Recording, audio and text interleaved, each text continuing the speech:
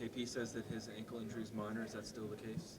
As far as I know, I mean, he was, at halftime of the game last night, he decided he wanted to continue to play, and I was the one that said, don't risk it.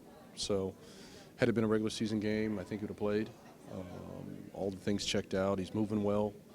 I told him not to do anything, tonight. So hopefully he'll be a full participant tomorrow, and then we'll go on. How is Brad feeling? From what I gather, much better. I still think he's got some minor symptoms, but it's a non-COVID illness, thankfully. I think with the protocols in place from the league, there's certain things we have to, certain steps we have to make sure we go through before ruling everything out. But to know that it's not anything serious, just might take a day or two, and then he'll be back in the fold. With Corey being out, how does that shift things? Well, it means more minutes for Will, potentially more minutes for Johnny.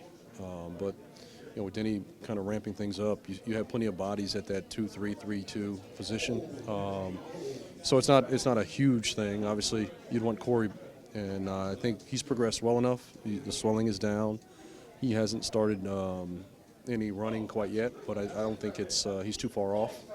Certainly, I think he's further ahead than he was when we left Japan. I was a little nervous, but I think he's doing much better at this point.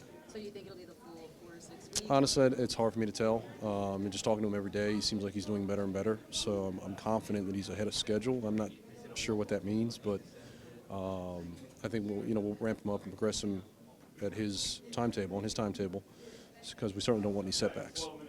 How's Denny looking for maybe playing on Friday? It's possible. I can't guarantee that as of now. He still hasn't not yet done 5-on-5, which I'm hoping he'll be able to do at some point tomorrow. But we'll see. How did the post shoot around on him going up against players go? Oh, it was good. I think it's just another thing of conditioning. Hasn't had a ton of it. Hasn't had a ton of opportunity to get up and down, but I'm not worried about the basketball piece. I think he's had a terrific summer, great off season, but just getting him, up to NBA game shape is going to take some time. I wanted to ask you about Kuzma. What do you think about him as a point forward? And Terrible. Is there, No. is there any plan to utilize that more this year? No, I think he showed last year he's very capable of initiating offense, and it's kind of our rule of thumb. If we're able to get stops and rebound, 1 through 4 have a license to push, play make in the open floor. We have the skill and versatility to do that, and he's shown he can do it at a high level. So it's certainly on the table. There's certain after timeout plays that we're going to use him to bring the ball up, be a facilitator. But I think he's at his best in the open floor. Wes, if someone who's relatively new to the NBA, like a fan, were to ask you to explain maybe the 3 principles to your defense, how would you summarize it? The biggest thing is being able to protect the paint, our shot spectrum, force teams into inefficient twos, guard the three-point line, and being able to defend without fouling, an area that we haven't done a very good job in. But all of those kind of come in hand in hand. The priority is the paint, and of course we did a decent job last year of guarding the three-point line. How much more emphasis, if any, this year is there on hand activity? It's been a big point of emphasis, and some of it kind of bodes well with our personnel. Some guys have a natural inclination to do it, but just our overall activity across the board, it's going to lend to deflections, lend to forcing teams into turnovers and bad possessions. We don't want to be a gambling team. We don't want to be up the line or extending our pickup points too far. That, to me, opens up the floor and puts a lot of pressure on your paint defense.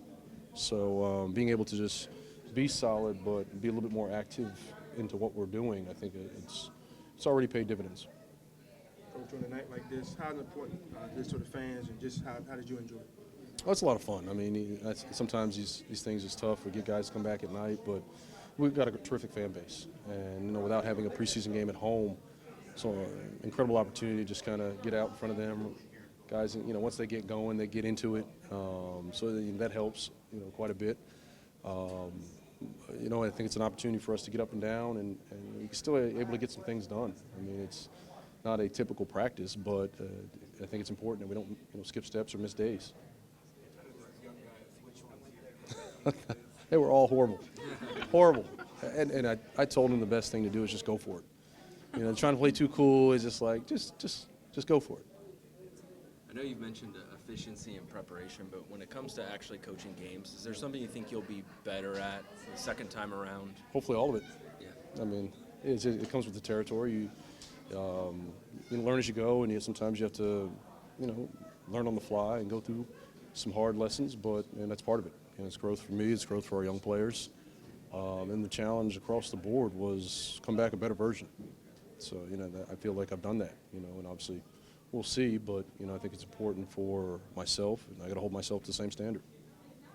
Brad couldn't be here today, but how great was it for the fans to celebrate, for the city to recognize all the work that he's done for the DMV? It's underrated. I think he's in an era of, guys moving from team to team. It's very rare to see a guy commit, to a franchise this long. And I'm sure he's had opportunities in the past, but he's made the decision, and he's bought into what we're doing, and we've obviously organizationally bought into him. So that partnership continues. So it's not a shock from a basketball perspective, but we've seen throughout his tenure here his willingness to give back to the community. It's a lot of things that are published, but there's so many more that are done under the radar. So it's a credit to who he is as a person. Well raised, well spoken, but he understands and he gets it. He's very blessed, and now he has the opportunity to kind of impart some of those blessings back on others.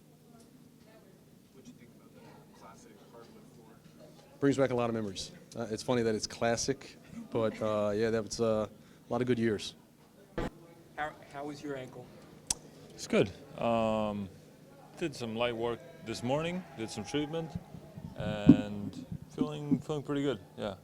So we'll go day by day and see how it feels tomorrow. If it was the regular season or the playoffs, do you think you would have kept playing? Yes, 100%, yeah. So I already knew it was nothing major. I wanted to go back in the second half, but just wanted to be smart, and they told me to relax and get ready for the next one or for a regular season. Is it just the ankle, or you have a tough fall on your back afterwards as No, yeah, just ankle, yeah. Just stepped on 𝗙𝗢𝗪𝗪𝗡 on a quick twist, and it happened happens many times to everybody, so it's nothing major. You were playing especially well in the first half. I guess what kind of rhythm were you in? Yeah, I feel good offensively. I try to stay aggressive, especially against, if they play defense on me like that in the drop coverage, I can pop for those threes. Kuz and Will, Tay, they were all finding me, just shooting my shots, and they're going in. So yeah, I feel good. Rhythm is good. Body's feeling good. Just now need to clean up the ankle, and we'll be good to go again. When you do finally have the opportunity to play alongside Brad, do you anticipate that the majority of opponents will play in drop coverage, given how dangerous he is driving to the rim? Yeah, no, that's gonna be our we're gonna have to read those situations, see what kind of defense the other team brings. But I think probably late veer would be late switch would be what most teams will do. Maybe some show and get back to me, but either way, I think the more time me and Brad get together, I think the better we will be at reading those defenses and taking advantage of whatever coverage they're giving us. What do you think of Kuzma as a point forward? He's great. That's one of the things I like the most about him. His ability to create for everybody. He's big. He sees over defenses, and he knows how to pass the ball. And yeah, he's a great cutter. And I think the way Brad and Kuz is, they're unselfish guys.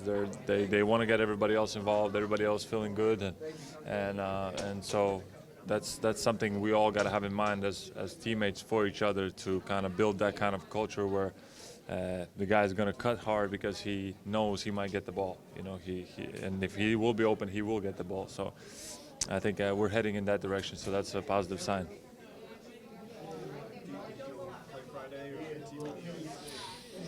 If it